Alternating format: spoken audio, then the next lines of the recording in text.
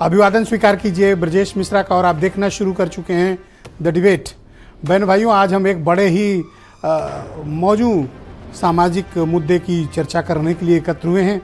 दरअसल पिछले 2 दिनों से एक बहस चल रही है कि दिल्ली की यूनिवर्सिटी में ये प्रस्ताव रखा गया था कि वहाँ पर कोर्स में मनु स्मृति को सम्मिलित किया जाए। इसका बड़ा भारी विरोध हुआ। विरोध के चलते 48 घंटे के बाद दिल्ली यूनिवर्सिटी के वीसी टेलीविज़न कैमरों के सामने आए और उन्होंने कहा कि इस तरह के जो भी प्रस्ताव थे वो खारिज कर दिए गए हैं, मनु स्मृति नहीं पढ़ाई जाएगी दिल्ली विश्वविद्यालय में। लेकिन ये प्रस्ताव किसका था और मामला क्या है, वो भी तब जब संविधान का मसला इन दिनों ज़बरदस्त सुर्खियों में हो। तब संविधान और मनु स्मृति पर चर्चा होनी ही थी और मायावती ने इस पर बहुत आक्रामक रुख अख्तियार किया। आज चर्चा इसी विषय पे। बहन भाइयों, मनु स्मृति का मुद्दा एक बार फिर से सुर्खियों में है। संविधान तो चल ही रहा था, अब मनु स्मृति भी आ गई। उसकी एंट्री हुई दिल्ली विश्वविद्यालय में। दिल्ली यूनिवर्सिटी की लॉ फैकल्टी ने एक प्रपोजल रखा कि दिल्ली के विश्वविद्यालय में मनु स्मृति का कोर्स रखा जाए और इसे पढ़ाया जाए। मनु स्मृति क्या है? दरअसल मनु स्मृति हिंदुओं का एक ऐसा धर्मशास्त्र है जो उनके जीवन की पद्धति, उनके रिचुअल्स, उनके रिलीजियस इशूज़, उनके सिविल डिस्प्यूट्स, उनके क्रिमिनल डिस्प्यूट्स, उनकी लाइफ स्टाइल, उनकी वर्ण व्यवस्था जिसमें ब्राह्मण, क्षत्रिय, वैश्य, शूद्र, इस तरह की व्यवस्था, आश्रम पद्धति भी उसी में है कि ब्रह्मचर्य, गृहस्थ जीवन और वानप्रस्थ आश्रम और उसके बाद संन्यास। इसमें सिविल डिस्प्यूट्स भी आते हैं।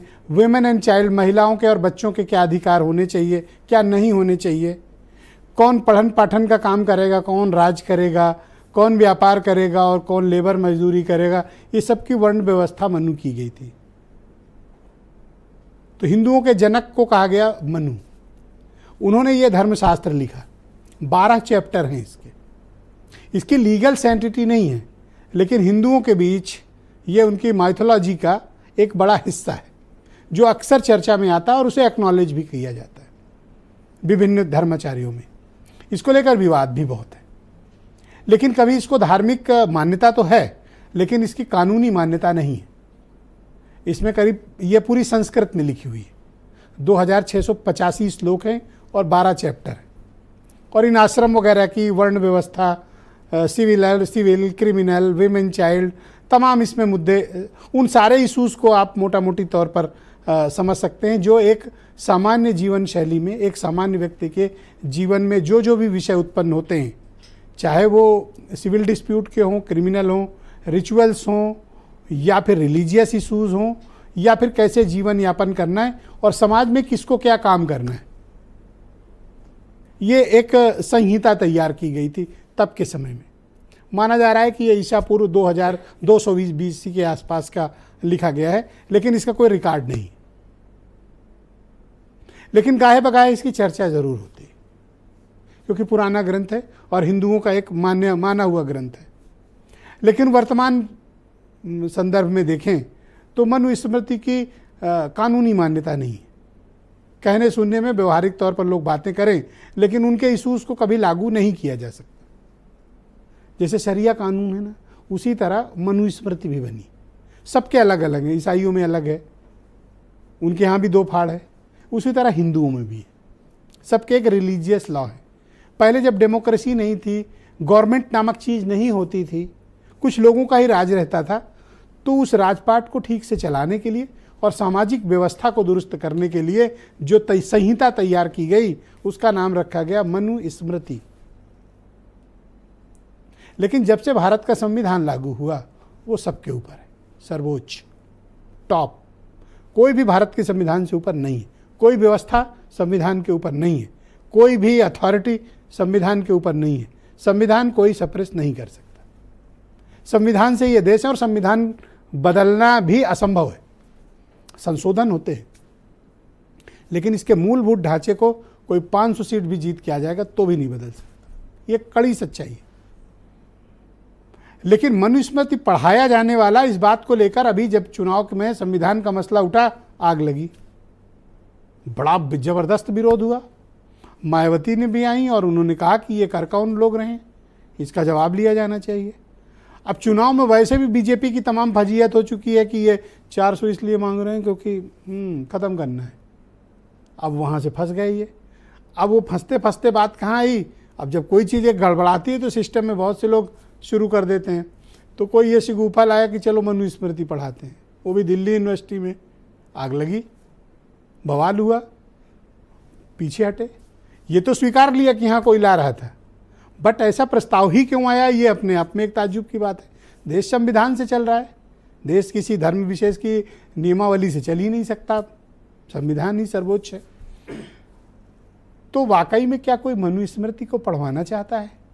ऐसा है, वो भी तब जब संविधान वाला मसले पर अभी भी एक सोशल पॉलिटिकल क्राइसिस है।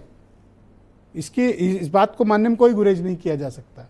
इस इशू को जब तक प्रॉपरली एड्रेस करके समाप्त नहीं किया जाएगा, ये लोगों के बीच रहेगा।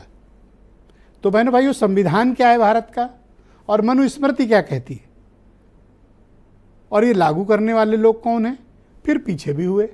लेकिन एक सामाजिक राजनीतिक विवाद ने जन्म ले लिया। मैं डिटेल में इसलिए बता रहा हूं ताकि आपको विषय के बारे में एक ब्रॉडर पर्सपेक्टिव में आपको जानकारी रहे कि दरअसल मुद्दा क्या है। इसलिए आपको दोनों बातें जानना बेहद ज़रूरी है। आप कुछ स्टेटमेंट सुन लें, फिर आज की डिबेट आगे बढ़ेगी। प्रपोजल आया था कुछ चैप्टर में इंक्लूजन के लिए, जो हमारी कॉन्स्टिट्यूशनल स्पिरिट को हानि पहुंचाएगा। दिल्ली यूनिवर्सिटी से कुछ भी काम नहीं करने वाला है, सरकार उसको एंडोर्स नहीं करेगा।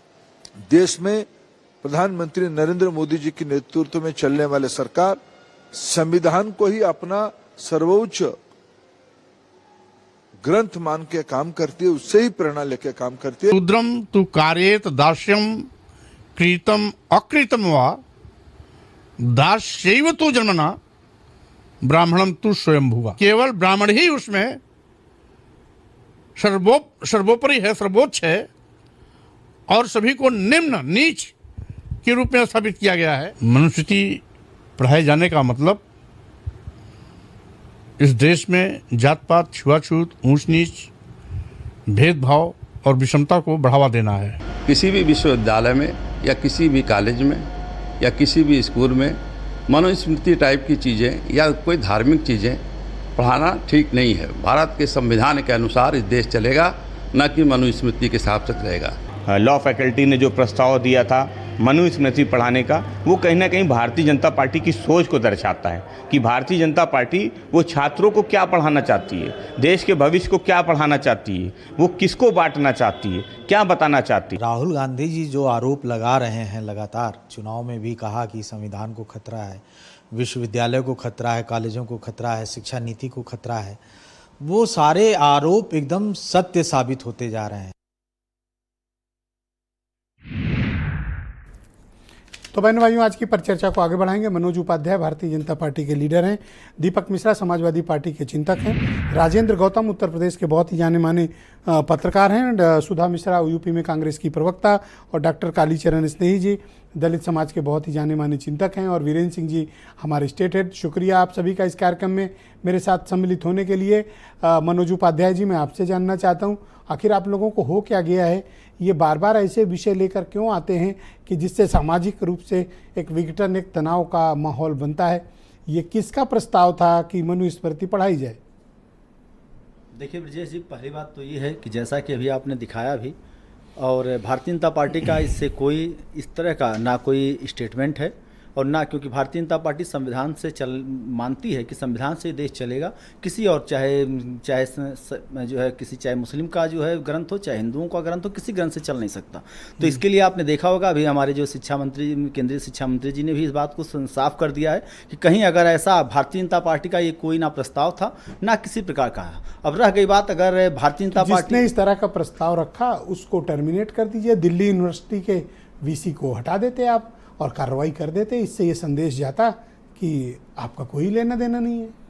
देखिए बीसी माननीय धर्मेंद्र प्रधान जी ने बीसी से खुद इस बार अगर ऐसा होता प्रस्ताव को पारित किया जाता, बीसी अगर प्रस्ताव को रखते, अब ये देखिए किसने रखा, इसके लिए जांच का लॉ फैकल्टी के किस माध्यम से, किस तो लॉ फैकल्टी का जो डीन हो उसको भी हटा दो, अब सबको पता डीन ही है। बिल्कुल आपकी बात से हम आपके, लेकिन ये बिना जांच किए कि ये प्रस्ताव रखा गया, अगर ऐसा होता तो आज इसको अगर भारतीय जनता पार्टी का हाथ होता तो इसको लागू करने के लिए, जैसा कि इसके पहले की भी अरे वो तो हल्ला मचा, इतना बवाल हुआ इसलिए आप पीछे हटे, वरना तो प्रस्ताव आया था। पीछे नहीं हटे। लल्लू सिंह ने क्या कहा था कि 400 सीट इसलिए चाहिए संविधान बदलना है। अरुण गोविल ने क्या कहा था, जिता दो संविधान बदलना है। इन दोनों के खिलाफ कोई कार्रवाई हुई नहीं हुई। इसी तरह ये मनुस्मृति इंट्रोड्यूस हो रही थी, क्या डीन के खिलाफ या दिल्ली यूनिवर्सिटी के वीसी के खिलाफ आपने कोई एक्शन लिया? नहीं लिया। पकड़े गए, आप किनारा कर लेते हैं, काम बन गया, बहुत अच्छी बात है। ऐसी कोई बात नहीं। जिस प्रकार से आपने लल्लू सिंह जी का नाम लिया, चाहे वो अरुण गोविल जी का नाम लिया, बिल्कुल यहाँ पे उन्होंने क्या, उस समय भी हम लोगों ने कहा था माननीय प्रधानमंत्री जी से लेके हमारे, कि ये व्यक्तिगत चुनाव में ये व्यक्ति जाता है जीतने के लिए, क्या वो थोड़ा बहुत हर पार्टियों का, हर किसी का होता है राजनीतिक जीवन में, बिल्कुल इसको आदमी कहने के लिए पार्टी का कोई गाइडलाइन नहीं है कि इस तरह से कि हम संविधान बदल दें। इसके लिए आपने देखिए वो तो हमने स्वीकार किया, थोड़ा बहुत वोट मिले, चाहे जो हमने हमेशा हम ये नहीं कहे कि जो है ईवीएम खराब या कोई इस तरह से आरोप जनता ऊपर नहीं लगाए, हम उसको स्वीकार किए जो हमारे नेताओं ने किया। एक चीज जवाब दो, अगर मान लो किसी ने किया, एक्शन ले लो। आप वो भी नहीं लेते, जनता ने तो एक्शन ले लिया, डाउटफुल कैटेगरी में आ जाते हो। नहीं, जनता ने तो एक्शन उसके लिया, लेकिन के बाद माननीय प्रधानमंत्री जी इसको तो उसी समय भी कह दिए थे कि संविधान के लिए हमारा कोई ऐसा वो नहीं है। अगर आप आज रात तक या कल तक वीसी को टर्मिनेट कर देते हैं, चलो वीसी नहीं कर रहे हो, डीन को कर दे, तब आपको क्लीन चिट मिल जाएगी। क्यों गौतम जी? बिल्कुल सही है वैसा। बिल्कुल, जिस प्रकार से माननीय केंद्रीय मंत्री जी ने कहा है, कहीं ना कहीं इसको अगर हमारे भारतीय जनता पार्टी का इन्वॉल्वमेंट होता तो बिल्कुल इसमें कोई तुरंत इसको कैंसिल करने यही का बात लल्लू सिंह में भी थी। दीपक मिश्रा जी समाजवादी पार्टी के लीडर हैं और प्रवक्ता के साथ साथ बड़े चिंतक भी हैं और समाजवादी चिंतक हैं। मनुस्मृति पढ़ाई जानी चाहिए। देखिए, मनुस्मृति तो अभी भी पढ़ाई जा रही है। प्राचीन भारतीय दर्शन में वैदिक काल के पहले का जो दर्शन है वो तो मनुस्मृति पढ़ाई जाती है, लेकिन सवाल यह नहीं है, यहाँ मंशा क्या है, इम्पोस्ट करना। और उसके बाद जो आपने बहुत अच्छी बात कही कि उसके बाद पूरा शिक्षा मंत्रालय चुप, बड़े नियामक चुप, मौनम स्वीकृति लक्षणम, ये तो स्वयं मनु ने कहा है। तो ये जो मौन है ये खतरनाक है, तस्वीर स्पष्ट होनी चाहिए। और एक चीज़ और है, आप देखिए भारतीय जनता पार्टी की पूरी राजनीतिक कार्यप्रणाली ऐसी होती है कि एक सिक्का उछालते हैं, अगर सिक्का चल गया वाह वाह क्या बात है, और अगर सिक्का नहीं चल पाया, अगर नहीं चल पाया तो हमसे कोई मतलब नहीं, हमसे कोई मतलब नहीं। आज देखिए ये आरएसएस वाला पैटर्न अपनाते अरे हाँ, आरएसएस भाई आप देख लीजिए, आज बहुत महान दिन है। आज ही के दिन पंडित नेहरू की सरकार ने आरएसएस के ऊपर जो सरदार वल्लभ भाई पटेल जी ने लगाया था प्रतिबंध, आज ही मुक्त हुआ था 1949 में। शर्त क्या थी? आप राजनीति नहीं करेंगे और विभाजनकारी सांप्रदायिक राजनीति तो बिल्कुल नहीं करेंगे। लेकिन आप देखिए जहां जहां चुनाव होता है वहां संघ सक्रिय हो जाता है। क्या ये इम्पोज करना चाहते हैं मनुस्मृति संविधान पर? सवाल यह है कि इनको पता ही नहीं मनुस्मृति क्या है, इनको पता ही नहीं कि हिंदुत्व क्या है, इनको पता ही नहीं राष्ट्रवाद क्या है। आप ये बताइए, जिससे उधर टाइट हो सके वो चाहिए। आप जैसे हाँ उदाहरण दे, भारतीय राष्ट्रवाद आपको टाइट करना है। नहीं, हमें क्या टाइट करेंगे, हमारे साथ तो जनता है। भारतीय, मैंने फिर कहा था, आपके चैनल पे कहा था, यह चुनाव भारतीय जनता बनाम भारतीय जनता पार्टी है। भारतीय जनता पार्टी भारतीय जनता का नाम लेके हर वह काम करी जो भारतीय जनता के सर्वतोन्मुखी हितों के खिलाफ है। उदाहरण के तौर पर आप ये बताइए, जैसे राष्ट्रवाद इनका आदर्श है, कहते हैं हम राष्ट्रवादी हैं, लेकिन भारतीय राष्ट्रवाद आक्रामक नहीं है, यह सुभाष चंद्र बोस ने कहा था, और इनका राष्ट्रवाद पूर्णतः आक्रामक है। दूसरी चीज, फिर ये कहते हैं राम राज्य, राम विमर्श मंदिर सिर्फ नहीं है, राम राज्य। देखिए, समाज के बहुत बड़े हिस्से को मनुस्मृति के में जो कहा गया है उसकी स्वीकार्यता वर्तमान आधुनिक समय में नहीं है। देखिए, इसमें कोई दो राय नहीं। तो इसको लागू करना या इसको करने की बात करना भी मेरे ख्याल से देखिए संविधान विरोधी। आप देखिए, भारतीय जनता पार्टी की सरकार ने कुलपति पद को पूरी तरीके से अर्थोपाई बना दिया है जी। तो अब जब कुलपति वही आएंगे, जिनको देश, राष्ट्र, समाज, राम राज्य जैसे सरोकारों से कोई सरोकार नहीं है, जिनको इन किन प्रकार पैसा वसूलना है और पैसा देके पद क्या बनाना एक्शन है। लिया जाना चाहिए इस मामले में? देखिए, मायावती सही कह रही हैं? मैं फिर कह रहा हूं, इस तरह के विवाद जिन हाथों द्वारा उत्पन्न किए गए हैं, उन हाथों को तत्काल पहले सस्पेंड कीजिए, जांच समिति करिए और एक श्वेत पत्र जारी करिए। क्यों ऐसे विवाद भारतीय जनता पार्टी। बहुत शुक्रिया आपका दीपक जी। मैं इस पर चर्चा को आगे बढ़ाऊंगा। राजेंद्र गौतम उत्तर प्रदेश के बहुत ही जाने माने पत्रकार हैं और दलित समाज के से में काफ़ी कुछ समाज सेवा भी करते हैं। बहुत शुक्रिया आपका राजेंद्र जी हमारे साथ जुड़ने के लिए। तो ये तो मनुस्मृति पढ़ाने का प्लान था कि नहीं था? बिल्कुल सही बात है भाई साहब, ये प्रयास तो भाई मनुस्मृति ने प्रयास किया, नहीं सफल हुआ। हाँ, नहीं हुआ। इससे पहले इन लोगों ने संविधान का भी चलाया, वो भी नहीं सफल। 25 दिसंबर 1927 को बाबा साहब डॉक्टर भीमराव अंबेडकर ने महाराष्ट्र के महाड़ में मनुस्मृति का दहन किया था। ये दहन क्यों किया था? उन्होंने बहुत अध्ययन किया। ये गैर असमानता बढ़ाने का और वर्ण व्यवस्था को बनाए रखने का ये पूरा है। तो ये लोग चाहते हैं कि वही व्यवस्था आ जाए वापस। ये बहुत ही और ये पढ़ाने का कौन चाहता है कि वो व्यवस्था है? भाई जो वर्तमान सरकार है वो बार बार प्रयास कर रही है और ये प्रयास रोका जाना चाहिए भाई साहब। और ये मजबूरी में इन्होंने पिछली बार जब संविधान खत्म करने के बाद बहुत सारे इनके नेताओं और सांसदों ने कहा, उसको किसी को दंडित नहीं किया गया। अब ये इससे इनकी मंशा पे सवाल उठता है। मनुस्मृति से क्या प्रेम है? हो सकता है इनको पसंद आई हो, अच्छी चीज हो मनुस्मृति। भाई साहब कैसे गैर बराबरी मंशा। अभी ऑक्सफाम की रिपोर्ट आई, पिछले 10 सालों में इतने लोगों को मतलब गरीब बने हैं और अमीर अमीर हुआ है। दलित समाज आज भी बहुत पिछड़ा हुआ है, आज भी तमाम असमानताएं हैं, उसको कोई बराबरी का हक नहीं मिलता है। तो ये कैसे? और ये उनको आज भी जोधपुर में मनुस्मृति की वहाँ पर न्यायालय में स्मृति की प्रतिमा स्थापित हुई है। उसका बड़ा विरोध हुआ बहुत सारे लोगों ने, लेकिन आज भी लगी हुई है वहाँ। भाई देश संविधान से चलेगा ना कि मनुस्मृति से चलेगा? तो ये जो पढ़ाने जा रहे थे क्या था मतलब? नहीं, ये गलत कर रहे हैं और इन्होंने गलत किया। दलितों को चिढ़ा रहे हैं बार बार और एक तरफ जोड़ने की बात करते हैं और दूसरी तरफ यही पुरानी व्यवस्था लागू करवाने की बात कर रहे हैं। हो सकता है कुछ अच्छी बात लिखी हो। कुछ नहीं अच्छा लिखा भाई साहब। आप हम लोग तो जानते हैं क्या लिखा है, सब लोग जानते हैं। इतना अच्छा है तो लागू करें, फिर सीना ठोक के लागू करें। मतलब नहीं था, जिन्होंने किया उन पर कार्रवाई नहीं, तो कार्रवाई होनी चाहिए भाई साहब ना। उस वीसी को अगर इतने अच्छे हैं, दलित हितैषी हैं, तो उसके खिलाफ सख्त कार्रवाई हो, उसको हटाया जाना चाहिए। तो शिक्षा मंत्री तो कह रहे हैं ऐसा प्रस्ताव नहीं था। अरे शिक्षा मंत्री जी तो एनटीए के मामले में भी यही सब कहते रहे हैं। तो क्लीन चिट दे दिए। क्लीन चिट दे दिए। भाई की मंशा ठीक नहीं है। अब भाई की मंशा अब हम क्या बताएं इनको, लेकिन सरकार की मंशा ठीक नहीं है। ऑलराइट, मैं डॉक्टर सुधा मिश्रा को आमंत्रित करता हूं। उत्तर प्रदेश में कांग्रेस कमेटी की प्रवक्ता हैं। आपका क्या मत है? ये दिल्ली यूनिवर्सिटी में ये जो प्रयास हुआ मनुस्मृति को कोर्स में इंट्रोड्यूस करने का, सही था गलत था? जी ब्रजेश जी, सबसे पहले मैं नमस्कार करूंगी। हमारे गुरुदेव जुड़े हुए हैं, स्नेही सर को नमस्कार है मेरा जी। और आप सभी को प्रणाम करती हूँ। और गुरु सामने बैठे हों और जिन्होंने पूरे दलित चिंतन पे ही क्लासेस में और चीजों पे बातें की हो और बताया हो, पढ़ाया हो, उनके सामने मेरा बोलना सूर्य को दिया दिखाना है। लेकिन फिर भी पार्टी की तरफ से मैं अपनी बात को जरूर रखूंगी। मैं हमेशा कहती हूँ कि व्यक्ति का पढ़ा लिखा होना बहुत जरूरी है और जब संस्थाओं में, व्यवस्थाओं में पढ़े लिखे लोग रहेंगे तो कम से कम उसकी बात करेंगे।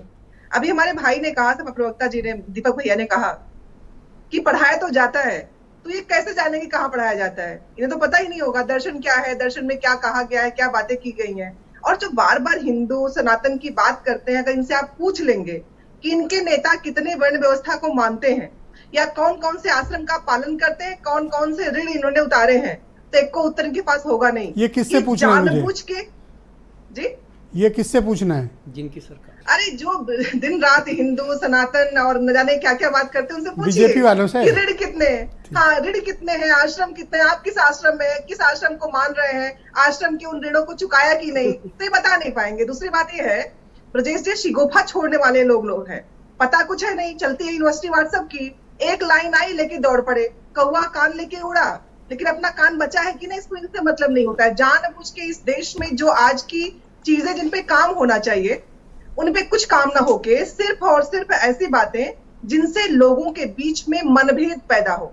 मतभेद होना कभी बुरा नहीं होता है, ये जानबूझ के समाज के बीच में मनभेद पैदा करते हैं।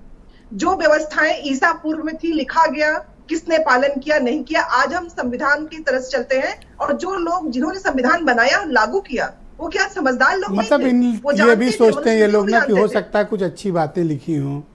अच्छी बातें लिखी हैं तो जिसकी जो स्वीकारते हो स्वीकारे, पढ़े लिखे। किसने मनाही की है कि नहीं पढ़ना है? यूनिवर्सिटी में ही क्यों पढ़ाना है और लॉ फैकल्टी में ही क्यों करना है? अरे भाई, जब आपको सांसद बता मंत्री दीजिए। बनने का बारी आई तो उसमें लिखा है वानप्रस्थ, अरे बात और जब बस पद नहीं। पाने का एक साल समय बाद आया तो उसमें सुनिए, लिखा है संन्यास। गृहस्थ अभी धर्म क्या का ऐसे कर पालन सकते हैं नहीं भाई? हुआ, नहीं कर वानप्रस्थ सकते। में पहुंचेंगे ही नहीं। अभी तो गृहस्थ सच्ची चल बात रहा है यही तो इनका। मैंने कहा, प्रश्न पूछेंगे अगर आप इनसे तो गृहस्थ धर्म के ऋण पालन नहीं किए गए हैं, न गृहस्थ धर्म के किसी नियम का पालन किया गया है। जो सर्वोच्च पद पे बैठे हुए हमारे लोग हैं, तो जाहिर सी बात है, चूंकि सनातन धर्म के बारे में जानते नहीं है, तभी छोड़ते हैं शगुफा और उस पे लोगों तो के पढ़ाया बीच जाए में ना इस तरह पढ़ाया से- जाए, क्या किया जाए इसका फिर? मैंने कहा, जैसे भी दीपक भैया ने कहा, समाज शास्त्र में, शिक्षा शास्त्र में, दर्शन शास्त्र में बच्चे वो पढ़ते हैं, जानते हैं। सब लोग तुलनात्मक रूप से इन चीजों को पढ़ते लिखते जानते हैं। जानबूझ के किसी और चीज में इनरोल करने की जरूरत क्या है उसकी? और अगर मुझे जानना है धर्म के बारे में, चाहे वो ईसाई धर्म हो, इस्लाम धर्म हो, हिंदू धर्म हो, मैं पढ़ लूंगी। मनुस्मृति सही है, दीपक भाई पढ़ लेंगे। गलत है। जी प्रश्न नहीं सुना मैंने। मनुस्मृति सही है, गलत है। मैं अपने परिप्रेक्ष्य देखूंगी, तो मुझे देवी बन के नहीं बैठना है। मुझे सारे अधिकार आपके बराबर चाहिए। तो अगर मैं तुलनात्मक अरे अध्ययन करके मेरे बताऊंगी, पास तो कौन जाहिर से सी बात अधिकार हैं भाई? नहीं, मैं नहीं, तो नहीं, अपना मैं सिर्फ आपके काम कर अधिकार रहा हूँ। नहीं, मैं सांसद पुरुषों विधायक के मंत्री बराबरी आप के लोग अधिकार बन की रहे बात हो। कर रही हूँ। अनावश्यक मैं आप लोग बराबर तो के अधिकार की बात कर रही हूँ। तो मुझे देवी नहीं बनना है कि यत्र नार्यस्तु पूजन्ते रमन्ते तत्र देवता। क्यों घुमाना है देवताओं को? मुझे स्त्री बनने का अधिकार चाहिए, मात्र इतना। तो ठीक। मेरे हिसाब से जो आज के वर्तमान के परिप्रेक्ष्य में सही हो, वही अधिकार मुझे धन्यवाद। चाहिए। मैं अब आपके मैं गुरु किसी और डॉक्टर चीज की बात नहीं कर कालीचरण रही। स्नेही जी को आमंत्रित करता हूं। बहुत ही जाने माने चिंतक हैं, हम लोग को शुभेच्छु हैं, और मैं जब भी ऐसी चर्चा करता हूं इन्हें ज़रूर आमंत्रित करता हूं। स्नेही जी, आपका शुक्रिया हमें समय दिए। तो सर, ये थोड़ा मनुस्मृति को पढ़ाए जाने की बात चल रही है, आप इसको किस तरह से देखते हैं? बहुत बहुत धन्यवाद आपको आदरणीय मिश्र जी, और आपने ज्वलंत मुद्दे पर तुरंत ही डिबेट करा डाली। यही भारत समाचार की विशेषता है और आपके चैनल की लोकप्रियता का यही कारण है। देखिए, ये जो जिस डिपार्टमेंट में लाया जा रहा था, महत्वपूर्ण वो है, विधि विभाग में इसको लॉ डिपार्टमेंट में लाया जा रहा था। और लॉ का मतलब है कानून। मतलब ये सही है कि संस्कृत में और तमाम जो समाजशास्त्र है वहाँ तुलनात्मक रूप से हो सकता है इसका अध्ययन होता ही होगा, तो वहाँ उतना नहीं है। लेकिन ये लॉ डिपार्टमेंट में लाने का मतलब है एक तरह से कानूनी तरह से उसकी व्याख्या करने की योजना इनकी थी जी। अच्छा, दूसरी बात मैं है कि कुलपति जी को इसलिए दोषी मान रहा हूँ कि डीन और एचओडी जो भी होंगे उस डिपार्टमेंट के, निश्चय ही वो कम से कम इनकी नियुक्त तो नहीं है, क्योंकि 12 साल 15 साल के पहले कोई प्रोफेसर जो है डीनशिप नहीं बन सकता है। वो निश्चय ही कांग्रेस गवर्नमेंट के रहे होंगे।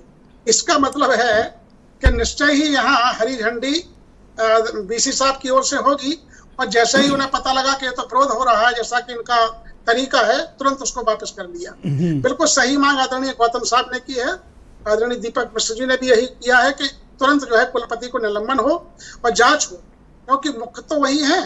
देखिए, सबसे बड़ी बात यह है कि सरकार की मंशा गनीमत है 400 पार नहीं हुए, अन्यथा मनुस्मृति तो लागू करने की योजना थी।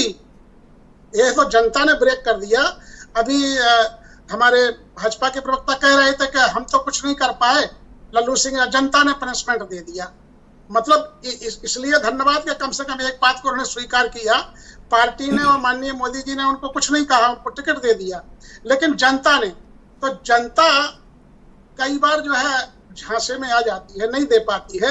लेकिन जनता यदि अच्छा सर, हम सोसाइटी एट लार्ज अगर पर्सपेक्टिव में देखें तो ऐसा क्यों है कि ये मान्यता है हो गई है कि मनुस्मृति दलित और पिछड़ों की विरोधी है?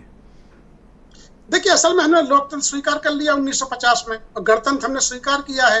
तो जो हमारे संविधान की मूल भावना है, जो प्रियम्बल है, प्रस्तावना है, उसके अगेंस्ट है। तो चाहे मतलब गीता हो, चाहे और धर्म ग्रंथ किसी भी, मतलब चाहे बाइबल के हों, कुरान के हों, जो भी हैं, रिचुअल अपना अपना अलग अलग प्रकार से उनके होते हैं। तो अब हमने जब स्वीकार किया है कि सबसे बड़ा धर्म ग्रंथ यदि कोई है लोकतंत्र में तो संविधान है, उसके अनुसार देश चलेगा। तो ये एक महत्वपूर्ण बात है। तब हमें, क्योंकि संविधान के समर्थन में जो शास्त्र हैं, जो व्यक्ति हैं, जो विचारधारा है, उसका तो स्वागत है, लेकिन संविधान के अपोजिट जो जा रहे हैं, स्वतंत्रता, बंधुत्ता, जातिवाद का विनाश, वैज्ञानिक सोच, ये सब साइंटिफिक टेम्परामेंट, यही तो संविधान की सोच है। अब इसके खिलाफ मनुस्मृति को इंट्रोड्यूस करना, इसके पीछे का मकसद पुराने क्या हो सोच सकता को है? वापस लाना, माने एक तरह से इसको मनुवाद कहते हैं, उसकी वापसी करना। जी, रामराज तो एक तरह से इनका माने प्रस्कृत शब्द है, लेकिन मनुवाद लाना यही तो है कि मनु की संहिता के अनुसार देश चलेगा और वहां वर्ण व्यवस्था होगी। तब इस समय जो आदिवासी समुदाय से हमारी राष्ट्रपति जी हैं, वो उसके हकदार नहीं है, और ना तो जो हमारे जो लोकसभा स्पीकर हैं वो उसके हकदार है। प्रधानमंत्री जी बिल्कुल हकदार नहीं है प्रधानमंत्री पद की।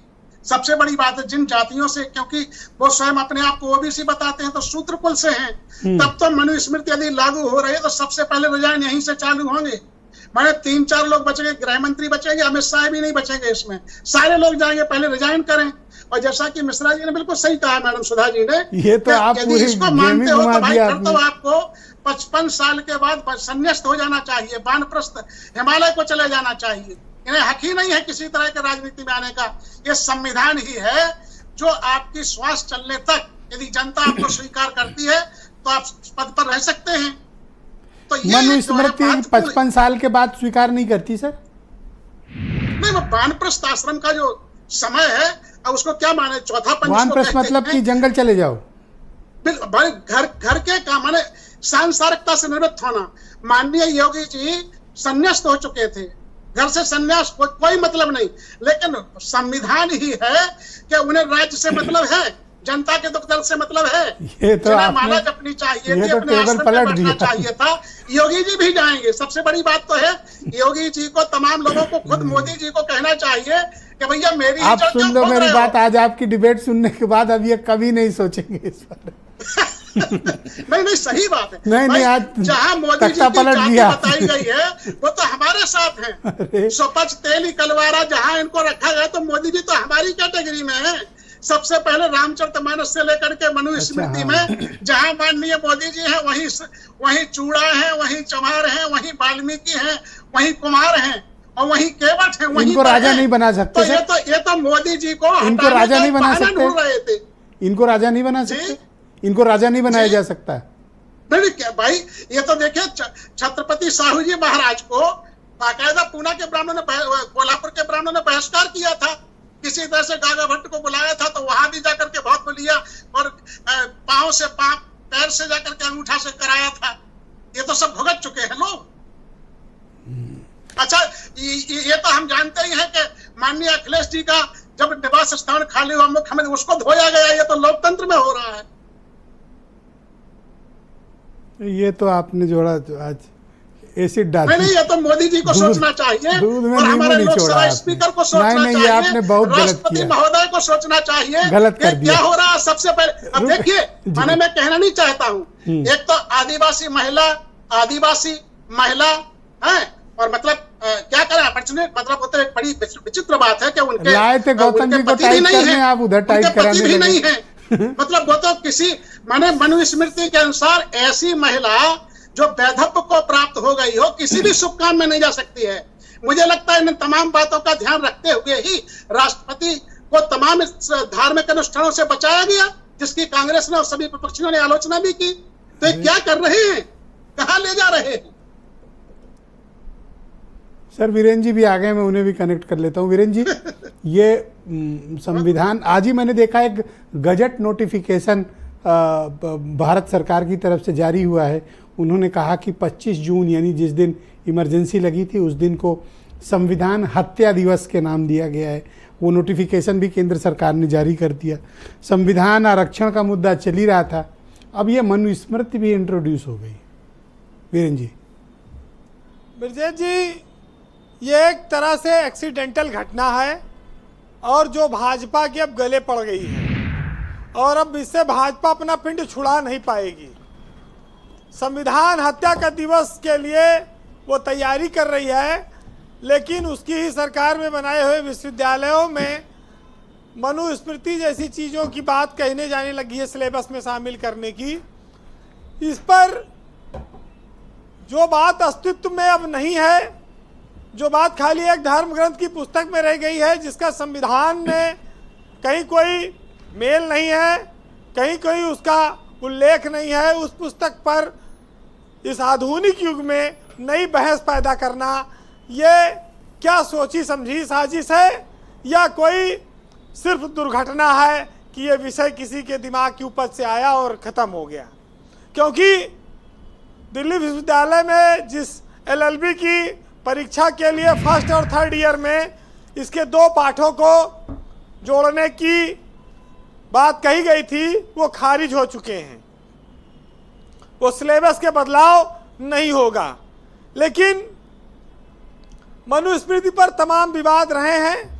आप ये कह सकते हैं कि ये महिलाओं के सम्मान, आदर और मानवता के खिलाफ बातें इसमें लिखी गई हैं, जो आज के समाज से मेल नहीं खाती। जब एक क्लिक पर सारी दुनिया मौजूद है, हम लोग लंदन, अमेरिका में अपने बच्चों को पढ़ाते हैं, तो वहाँ पर अब ऐसी पुस्तकों का कोई मोल नहीं है, कोई महत्व नहीं है, उनका जीवन पे कोई प्रभाव नहीं है कि महिलाओं को घर से बाहर कदम न निकालने दो, पढ़ने से वंचित कर दो, संपत्ति न रखने दो। ये सब चीज़ें दकियानूसी और बकवास साबित हो चुकी हैं। ब्रजेश जी, जिस समाज में महिलाएं हाशिए पर गईं, जिनको पिछड़े नज़रिए से देखा गया, वहाँ पर वो समाज प्रगति नहीं कर पाया। और इस सब का इलाज प्रगतिशील शिक्षा है, जो इस सब व्यवस्था को ख़त्म कर देगा। क्योंकि समान अधिकार की बात संविधान में कही गई है और इससे अब किसी को कोई वंचित नहीं कर सकता। हमारा संविधान जो मूल है वह कहता है कि आत्मसम्मान, मानवतावाद, धर्मनिरपेक्षता, ये हमारे संविधान की प्रमुख चीज़ें हैं, संरचना है। और ये मनुस्मृति से कतई मेल नहीं खाती है, जो अनाप शनाप चीज़ें वो बोलती हैं पुस्तक।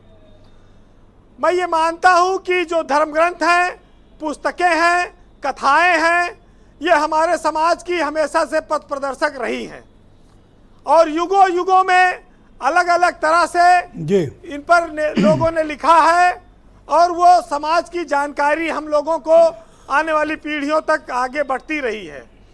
लेकिन कुछ लोगों ने उस समय भी ऐसा लिखा जो अब प्रासंगिक नहीं है और जो मानवता के खिलाफ है। और इसीलिए जब लोकतंत्र आया, संविधान बना, तो इन सब पुस्तकों का अस्तित्व मनुस्मृति जैसी इनका समाप्त हो गया।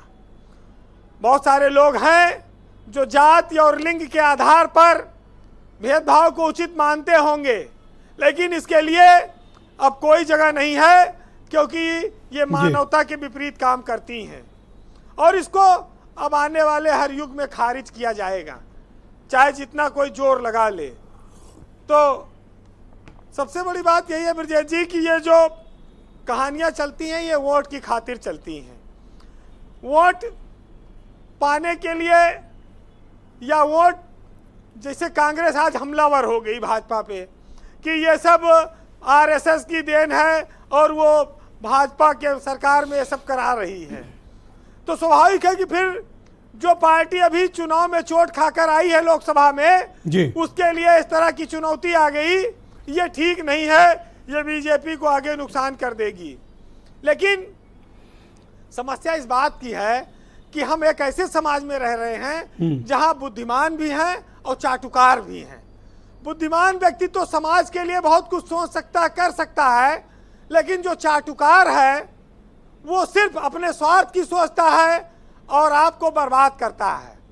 तो भाजपा को ऐसे चाटुकारी और चमचागिरी करने वाले लोगों से बचना होगा और उसको ये देखना होगा कि सत्ता की हनक के आगे अगर तुम्हारी सच सुनने की आदत चली गई तो फिर ये सत्ता ऐसे ही लड़खड़ाती रहेगी, हर जगह आपको जवाब देना पड़ेगा।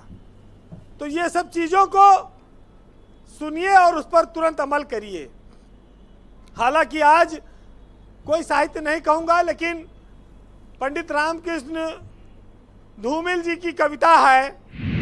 धूमिल जी के बारे में लोग जानते हैं, बहुत मशहूर साहित्यकार थे जी। उन्होंने लिखा है कि ऐसे ही हालातों पर कि एक आदमी रोटी बेलता है और एक आदमी रोटी खाता है, एक तीसरा आदमी भी है जो न रोटी बेलता है, जो न रोटी को खाता है, वो सिर्फ रोटी से खेलता है। मैं पूछता हूँ कि वह तीसरा आदमी कौन है और मेरी देश की संसद क्यों मौन है। बहुत शुक्रिया वीरेंद्र जी, बड़ी ऊंची बात आपने कह दी, बहुत बहुत धन्यवाद। बड़ी फिलॉसफी इस बात में वीरेंद्र जी की जुड़ी हुई है। मौनम स्वीकृति लक्षणम। आपने तो एक लाइन पकड़ ली। यही सच है, यही सच है। कैसे सच है? अगला आदमी मना कर रहा है। मैं एक उदाहरण आपको दे रहा हूँ, ये मना कर रहे हैं। एक उदाहरण मैं आपको ये पॉलिटिकल एजेंडे की तरह आप इसको इस्तेमाल कर रहे हैं। नहीं, देखिए बेहतर भाई, राजनीति, अगला आदमी कह रहा है गलती हो गई, क्यों? यही तो कहा ना। ये गलती नहीं है, यह गलती नहीं है। नहीं, आप देखिए, रुको ना, इनकी बारी है। गलती है ये? नहीं, ये गलती नहीं। हमने तो पहले भी कहा कि इस तरह से हमारा गलती नहीं। मैंने ये भी कहा कि हमने इसको लागू नहीं किया तो गलती कहाँ से होगी मेरी? जब हमने जिस बात को इसको किया नहीं तो उसके लिए हम जो लाया उसको दंडित, जो वो है उसके लिए जांच के दायरे में आएगा। वो जांच के हिसाब से जब होगा तो भारतीय जनता पार्टी कभी किसी की गलत चीज़ के, हमने तो हमेशा का संविधान से चलेंगे। दूसरी चीज़, हम ब्रजेश जी ये चीज़ अभी देखिए, हमारे गौतम साहब ने कहा कि डॉक्टर भीमराव अम्बेडकर ने जला दिया, उसकी जला के उसको जो है आग सेकने का काम किया। तो हम आग सेकने का काम किया ठंडक में, ये भी उसमें लिखा था, शायद ये भूल गए। लेकिन ये भी हम पूछना चाहते हैं, यहाँ जितने हमारे पैनल, इसका तो विरोध महात्मा गांधी जी ने किया, इसका तो विरोध महात्मा गांधी जी ने किया, गौतम BR अम्बेडकर साहब का। जलाया तो नहीं, मुझे नहीं, मैं तो आज भी उसके हम बिल्कुल वो नहीं कर, लेकिन महात्मा गांधी जी को दर्द हुआ। तो इसका मतलब क्या कांग्रेस पार्टी हो चाहे हमारे जो भी यहाँ पैनल बैठे, महात्मा गांधी जी ने उनका भीमराव अम्बेडकर जी का विरोध किया था इस मुद्दे को लेकर। तो इसका मतलब क्या महात्मा गांधी गलत थे? गांधी जी कभी मनुस्मृति के आप देख लीजिएगा, कहीं नहीं। मैं आपको दिखा दूंगा। आप मुझे एक एविडेंस दिखाइए कि गांधी जी मनुस्मृति, गूगल ना दिखाओ। गूगल नहीं, मैं तुरंत आपको दिखा दूंगा। तो कल मैं किताब ला के उस पर दिखा दूंगा, डॉक्यूमेंट्री एविडेंस दो, तो मैं लेके आऊंगा, आपको दिखा दूंगा। इसमें कोई बड़ा, आप गांधी जी जो मैं ये कह रहा हूं कि जो चीज उन्होंने किया ये मैं नहीं, हमारा तो माना। और रह गई बात मनुस्मृति के बारे में, थोड़ा सा अगर हम जानते हैं, जिस प्रकार से हम कर्म पे भरोसा रखते हैं, जिस प्रकार से गीता में श्री कृष्ण भगवान ने भी कहा कर्म पे प्रधान होता है, मनुस्मृति ने तो कर्म को आगे लाने का मनु जी ने किया था कि किस प्रकार से जो व्यक्ति जो कर्म करेगा वो उस हिसाब से उसकी जांच का वो करेंगे। तो इसमें तो कोई गलत पे नहीं है, वहां पर ना वर्ण व्यवस्था के आधार नहीं, वर्ण व्यवस्था, लेकिन उसमें देखिए जो कर्म जैसा जो करेगा, जैसे मान लिया जो क्रोधित है उसको क्षत्रिय बना दिया गया, जो क्रोधित वाला क्षत्रिय होगा, जो भाई क्रोध बहादुर जो अरे वही क्रोध में जो आएगा, जैसे मान लिया परशुराम जी की तरह, जैसे क्रोध जिसको आएगा बहादुर होगा अभी क्षत्रिय हो जाएगा। उसको उन्होंने दूसरे उस पर यही किया। एक उदाहरण दो। मनु जी ने यही किया है। मैं आपको शूद्र को उठा और इसको भी मैं बता रहा हूँ कहाँ लिखा हुआ, ये भी मैं आपको बता दे रहा हूँ। उल्टा अंगूठा काट लिया गया। नहीं, सुन लीजिए, मैं बता रहा हूँ। क्लास आप चले गए इंटर में, इंटर की शुरुआत है समाजशास्त्र के 3रे अध्याय में लिखा हुआ है पूरी तरह से। जिन वहां पे जाति का अध्याय है उसको जाके फिर से पढ़ लिया, 3रा अध्याय है। मैं ये भी बता दूं, अभी 3 इसको जो है, तो ये कहना कि 4। अच्छा, जो प्रोफेसर साहब कह रहे थे कि भाई मनुस्मृति अगर लागू करना तो पहले अपने यहाँ करो, अपनी पार्टी में करो, सरकार में करो। तो इसका मतलब जब अकबर महान हम पढ़ते थे, इसका मतलब पहले अकबर को महान बनाते थे। तो इसके लिए प्रोफेसर साहब क्या कहेंगे? ये भी तो प्रश्न आ जाएगा सामने। सरकार की नहीं, तो आप महान सुन लीजिए सर। प्रोफेसर साहब एक सेकंड सर, आ जाऊंगा आपके पास। तो इसके लिए तो बहुत सारी चीजें लोग पढ़ते रहे। तो इसका मतलब ये थोड़ी ना है कि पढ़ने वाला व्यक्ति हर जगह पे लागू। देश तो आज भी हम कह रहे हैं, भारतीय जनता पार्टी का इसमें कोई रोल नहीं है। हम तो लगातार कहते आए हैं, हम माननीय प्रधानमंत्री से सालों कि हम संविधान से चलेंगे, देश संविधान से चलाएंगे। भाई के मन में थोड़ा सा है अभी है कसक। हाँ, देखिए, असल में कठोर बात है, लेकिन आपके चरण पे नहीं कहूंगा। मतलब मैं ये कह रहा हूं, बाबा साहब ने कहा, जब एक बार वर्ण व्यवस्था का समर्थन करते थे गांधी जी, तो बाबा साहब ने कहा था कि मिस्टर गांधी, वर्ण व्यवस्था को यदि आप स्वीकार करते हैं तो आपके पिताजी दीवान थे और आपकी जाति वैश्य है, बनिया है, उनको होना ही नहीं चाहिए था, और आप महात्मा तो हो ही नहीं सकते हैं और राजनीति भी नहीं कर सकते हैं। गांधी जी चुप साध गए थे। उन्होंने कहा कि भाई ये तो बाबा साहब ने जब उनको टारगेट किया है तो लगातार गांधी बाबा साहब से सीखते रहे। गांधी से दुनिया सीखती रही, लेकिन बाबा साहब से सीख लेकर के अपने आप को गांधी जी लगातार बदलते रहे। ये बहुत बड़ी बात है, गांधी जी में बदलाव आया। नहीं, पर मनोज ने क्या कहा, उपाध्याय जी ने ये कहा भाई अकबर को भी तो आपने महान कहा था, तो मनुस्मृति में क्या कर? नहीं, हम लोगों की क्या औकात थी कि कौन महान थे? बाबा साहब ने गोलमेज सम्मेलन लंदन में साफ तौर पे कहा था कि मुगलों के समय जो हमारी स्थिति थी वही आपके आने पर है, तो हमें बदलाव कहाँ हुआ। उन्होंने कटघरे में सारे मुगल पीरियड को खड़ा किया था, उसमें जो है सम्राट, लोकप्रिय सम्राट अकबर भी शामिल थे। बाबा साहब ने ये साफ तौर पे उपाध्याय जी कहा था के कि मन भाई में क्या टीस है? आपने इनकी बात सुन के क्या समझा? एक्चुअली इनके मन में क्या है? इनके मन में तो साफ तौर पे दिख रहा है कि मनु, देखिए मेरा ये कहना है कि कोई कड़ाही चढ़ी हुई है जिसमें 15 लीटर दूध घोटा जा रहा है और एक छिपकली या एक मक्खी चली जाए और लोग देख लें, तो उसको स्वीकार करेंगे? एक ही मक्खी गई है या एक छिपकली गई है, स्वीकार करेंगे? सारा ग्रंथ ठीक है, लेकिन उसमें लिखा है कि विधवा को अधिकार नहीं है जीने का, पति के साथ सती होना है। एक महत्वपूर्ण बात मैं कहना चाहता हूं, इंदिरा गांधी जी ने एक बार भावुक होकर के कहा था कि ये बाबा साहब के संविधान की बदौलत है कि मैं स्त्री और वो भी विधवा आज इस देश का नेतृत्व कर रही हूं, जिसको जीने का हक ही नहीं था धर्म ग्रंथ के अनुसार। ये इंदिरा गांधी जी के बयान है। उन्होंने साफ तौर पे कहा था कि एक तो स्त्री और दूसरा विधवा, वो सत्ता में आ ही नहीं सकती थी। ये बाबा साहब का संविधान है कि आज मैं देश का नेतृत्व कर रही हूं, और भावुक हो गई थी वो। तो इनका कहना है कि अगर बहादुर है तो उसको छत्री भी बना देंगे। अरे भाई, बहादुर विश्वामित्र तो थे मिथकों में, कितना उनको बनाया, कितना ब्रह्मर्षि के लिए कितना उनको। अरे भाई, भगवान श्री रामचंद्र के जो गुरु रहे वो उनका भी जन्म देखे हो किस जात के रहे, इसको भी तो देखें। पाँव तो पूछते रहे, विशिष्ट वशिष्ठ का ही पूजना पड़े। नहीं तो किस जात के रहे हो? अब आपके अंदर अगर काबिलियत है तब आज आप भारत समाचार पे बैठ के बात कर रहे हैं, नहीं तो नहीं होते। वही तो कह रहे, काबिलियत होती तभी तो आप यहाँ बैठ के बात करें गुरुजी, नहीं तो नहीं बात कर पाते आप। एक आम आदमी थोड़ी ना यहाँ बात करता भाई, आपके अंदर उनके बोलने पर भी आपको परहेज है। नहीं, काबिलियत है तो आ रहे। बार दलितों की मैंने क्या काबिलियत पे सवाल खड़े किए जाते हैं, ये बहुत गलत बात है, और ये लोग मनुस्मृति लाना चाहते हैं। मौका नहीं पाएगा, इसमें कोई दो राय नहीं भाई।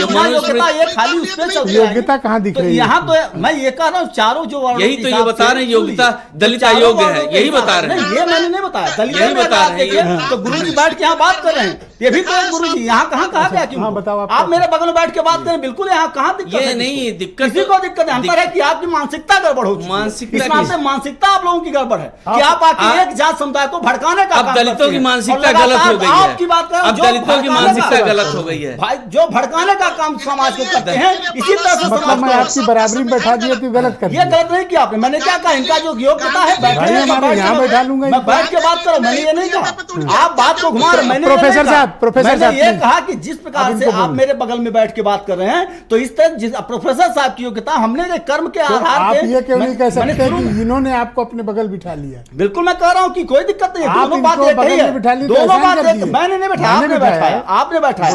दोनों बात एक ही है, कान इधर पकड़े चाहे घुमा के पकड़िए, बात एक ही है। बीते 10 सालों में आरएसएस कोई भेदभाव आपने महसूस किया? नहीं, महसूस तो भाई साहब इनकी बातों से बहुत चीजें। अब दलितों का अयोग्य बता रहे हैं, आपके सामने चैनल पे बैठ के बता रहे हैं। हमारी बात को गलत पेश होगा तो उसको अब बोलने भी नहीं दे रहे हो। नहीं, मैं बोलने पूरा दे, गलत बात को पेश कर रहे हैं, जिससे कि कम से कम पिछले 10 सालों में भाई साहब आरएसएस की पाठशाला के निकले तमाम यूनिवर्सिटी में प्रोफेसर हैं, और वो गाहे बगाहे मोदी सरकार के लिए भी मतलब एम्बेरसमेंट करते हैं। अब जैसे ये मामला इतना बड़ा है, इतना बड़ा इशू है, इनको तत्काल कार्रवाई करनी चाहिए थे उस वीसी के खिलाफ। ये कुछ नहीं करेंगे, यही इसी तरह संविधान तो मनुस्मृति की महिमा बता रहे हैं। तो यही तो ये इनको मनुस्मृति अपने घर में भी तो लागू करें। अभी नहीं, प्रोफेसर साहब ने बताया नहीं कि वानप्रस्थ वाले जाना चाहिए, उनको वानप्रस्थ भाई राजनीति कर रहे हैं। अरे ऐसे कैसे 55 साल जब रूल करने की बारी है जंगल चले जाएंगे, तो वही तो। लेकिन वो ये कोई बात नहीं हुई, मनुस्मृति के लागू करने की बात कर रहे हैं ना। ऑलराइट, बताइए दीपक जी। देखिए, ये पूरा जो विवाद है वस्तुतः गलत धारणा पे चल गई। पहली बात, संविधान में बाकायदे जो आज हम लोग बैठ के डिबेट कर रहे हैं संविधान सभा में, इसका बाकायदे डिबेट हुआ था, और एक से एक ज्ञानी, एक से एक पंडित उस संविधान सभा में थे। स्वयं धर्मज्ञ थे जो संविधान सभा के अध्यक्ष थे, तो गांधी जी आचार्य ये राजेंद्र प्रसाद जी थे उसमें, जो स्वयं धर्मज्ञ थे। सोमनाथ मंदिर की स्थापना में उनका बहुत भूमिका है। सब ने तय किया था हमारा जो संविधान है वह मूलतः शोषण विहीन समता मूलक समाजवादी समाज की अवधारणा पर आधारित है, जो ख्वाब चंद्रशेखर आजाद ने देखा था, वो पंडित थे। सवाल ये है कि जाति पात में हम क्यों? अब जैसे अंबेडकर को आप देखिए, मैं अंबेडकरवादियों को सुनता हूँ, स्नेही जी हैं, सब लोग हैं। अब अंबेडकर को जैसे बना दिया गया कि वो ब्राह्मण विरोधी थे। मैंने अंबेडकर समाजवाद पे पुस्तक लिखी है। अंबेडकर जी जब जा रहे थे लंदन, तो उन्होंने अपने महाड़ आंदोलन जिसकी बात की थी, उसकी जिम्मेदारी एक ब्राह्मण को दी। वो तो मूलतः सकपाल थे, उनका नाम आम्बेडकर, आम्बेडकर वहाँ की ब्राह्मण टाइटल है। तो सवाल यह है कि गलतियां बाबर ने की, जुम्मन का घर क्यों जले? एक सवाल है। दूसरा, मनुस्मृति एक मनुस्मृति संहिता नहीं है। मनुस्मृति से राज तो उस समय भी नहीं चली। मैं थोड़ा कंफ्यूज हो गया हूँ, आप किधर से खेल रहे हो? जी, मैं देश और राष्ट्र और समाजवाद की बात कर रहा हूँ। बात किधर से खेलने की नहीं है, बात खेलने की नहीं है। सवाल ये है, खेलने मतलब एग्जैक्टली क्या कहना चाहते हो? मैं ये अभी कभी मुझे लगता है आप उस लाइन पे जा रहे हो, लेकिन फिर यू टर्न मार के दूसरी लाइन पे आ जा रहे हो। मेरी सिर्फ एक ही लाइन है, यह देश भारतीय संविधान से चलेगा जिसका लक्ष्य हिंदुस्तान में शोषण विहीन समतामूलक समाजवादी समाज। अब इनकी बात सुन लीजिए सर, ये जब कहते हैं मौनम स्वीकृति लक्षण वाली बात, तो अब आप देखिए, मौन पे आप मत मुस्कुराएं, ये भारतीय राजनीति का सियासत है। अर्जुन सिंह जी के पिताजी, सुनिए आदरणीय ब्रिजेश जी, बहुत गंभीर बात कहने जा रहा हूँ। अर्जुन सिंह जी के पिताजी राव शिव बहादुर सिंह को कांग्रेस ने टिकट दिया, खुद पंडित नेहरू ने दिया था। वो कुछ ऐसी बात बोल गए जो कांग्रेस की नीतियों के खिलाफ थी, बीच चुनाव में उनका टिकट काटा गया। अगर संविधान को बदलने की बात मोहन भागवत जी और मोदी जी की सोच के विपरीत थी, तो क्यों नहीं संविधान बदलने की बात करने वालों का टिकट वहीं रद्द किया गया? भाई एक उदाहरण है ना भारतीय संविधान में, इंपॉर्टेंट भारतीय संविधान, भारतीय चुनावी राजनीति में एक उदाहरण तो है। और अर्जुन सिंह के पिताजी राव शिव बहादुर सिंह कोई छोटे आदमी नहीं थे, बहुत बड़े आदमी थे। मैं डॉक्टर सुधा मिश्रा को इनवाइट करता हूं, उत्तर प्रदेश में कांग्रेस कमेटी की प्रवक्ता हैं। सुधा जी, आप मुझे बताइए, अब ऐसा मनोज उपाध्याय जी की बातों से लगा कि कुछ सहानुभूति थी इनको, पर एग्जैक्टली ऐसा हो नहीं पाया। ब्रजेश जी, अगर मैं कहूं तो ये जो भाजपा की मानसिकता है, चाय में मक्खी पड़ जाएगी तो चाय फेंकने वाले लोग हैं, लेकिन घी में पड़ जाएगी तो मक्खी निकाल के घी रखने वाले लोग हैं। जहां पे इनका फायदा होगा उस फायदे के हिसाब से अपना काम करेंगे। अरे जहां मक्खी गिरी वो थोड़ा सा पोर्शन हटा ना, मैंने कहा ना, बिल्कुल चाय और घी का अंतर बस समझिए। इन लोग की मानसिकता वही है, अपने हिसाब से। अभी घी कौन फेंकता है मैडम? उतना मक्खी निकाल देना है। अरे ब्रजेश जी, कुछ चीजें होती है जो इनके मनस्थिति को स्थापित करती है। अयोग्य है। दूसरी बात में राहुल गांधी क्या अयोग्य हैं? बिल्कुल अयोग्य हैं। एजुकेशन पता है? एजुकेशन से क्या होता है? क्या उतना पढ़ा लिखा शायद कोई हो? जब व्यक्ति